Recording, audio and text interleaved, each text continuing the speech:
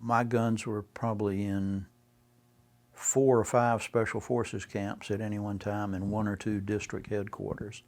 My first visit to the first 4 camps, each of the platoon leaders said, these guys came to me and said, we need number 4 or 5 motor oil. It was the thinnest motor oil, the lowest viscosity.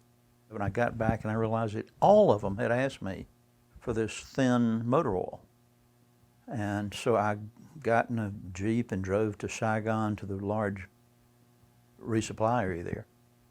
What in the world are these Vietnamese doing with all this motor oil? And I thought, I don't know. Their trucks are up on cinder blocks in these Special Forces camps. They haven't been driven in years. I said, well, that's what they asked for. He said, sir, they've gone through all of it. We don't have any. I said, okay. So I fly back to my next trip, straight to a camp the next day, and I walked in and I said, why do you need this motor oil? Your trucks, 2.5-ton trucks are sitting there on cinder blocks. And they said, to clean the bores of our howitzers. Why didn't you ask me for a bore cleaner?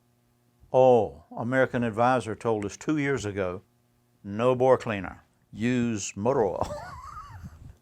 I drove back to that supply place, walked in, I said, how about bore cleaner? I said, oh my God, Captain, look at that corner.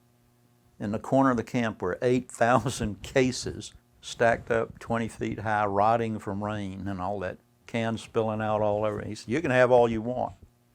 So I was the hero of the 51st Artillery Battalion because I delivered them the first bore cleaner in 2 years.